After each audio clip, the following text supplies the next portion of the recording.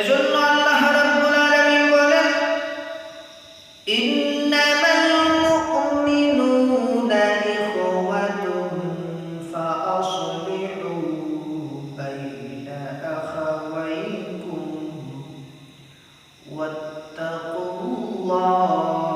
লাআল্লাকুম তুরহামুন।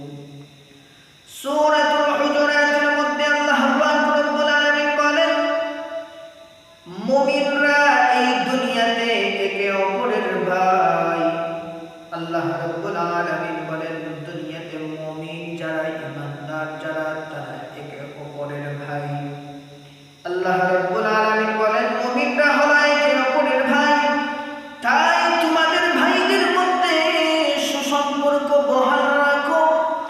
যেমনইভাবে দুনিয়াতে যদি একজন পিতা, একজন বাবার দুইজন সন্তান থাকে, আর এই দুই সন্তান তারা ভাই, ভাই ভাইয়ের সাথে যদি সম্পর্ক ভালো না থাকে, ভাই ভাইয়ের সাথে যদি সম্পর্ক ভালো না রাখে, সম্পর্ক যদি খারাপ রাখে, যেমনইভাবে সমাজের মানুষগুলা এই দুই ভাইকে খারাপ বলে, ঠিক তেমনইভাবে দুনিয়ার ঈমানদার মুমিন বান্দারা যারা, দুনিয়ার ঈমানদার যারা, তারা একে অপরের ভাই।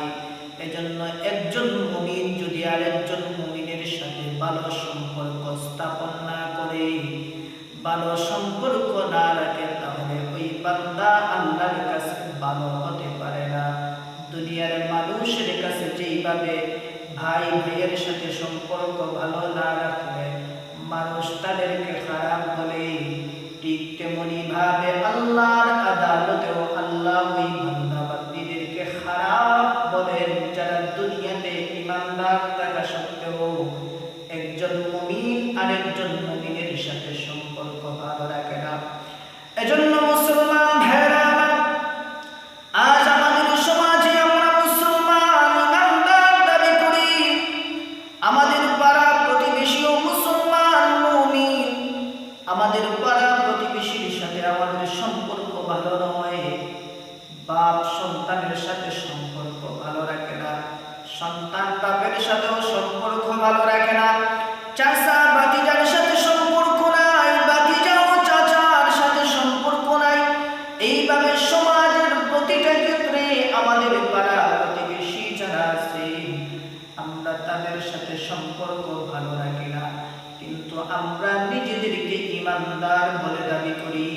আল্লাহ রাব্বুল আলামিন সূরাতুল হুজুরাতে আমার তিলাওয়াতকৃত আয়াতের মধ্যে বলেন, দুনিয়াতে ঈমানদার হলো একে অপরের ভাই, তারা একে অপরের সাথে সম্পর্ক স্থাপন করবে, সম্পর্ক ভালো রাখবে, তারা কখনো সম্পর্ক বিচ্ছিন্ন করতে পারে না, সম্পর্ক স্থাপন রাখবে, সম্পর্ক ভালো রাখবে। এজন্য আল্লাহর নবী সাল্লাল্লাহু আলাইহি ওয়াসাল্লামের একজন সাহাবী হযরত নুমান ইবনে বশীর রাদিয়াল্লাহু তাআলা থেকে বর্ণিত, তিনি বলেন, নবী সাল্লাল্লাহু আলাইহি ওয়াসাল্লাম বলেছেন, সকল মুসলমান একই ব্যক্তির সত্তার মতো। এই পৃথিবীতে যত মুসলমান আছে, সকল মুসলমান একই ব্যক্তির সত্তার মতো। আল্লাহর নবী সাল্লাল্লাহু আলাইহি ওয়াসাল্লাম বলেন, যখন তার চোখে যন্ত্রণা হয়, তখন তার গোটা শরীরটাই অনুভব করে। আবার যখন একজন মুসলমান তার মাথায় আঘাতপ্রাপ্ত হয় বা মাথায় ব্যথা হয়, ঠিক তেমনি ভাবে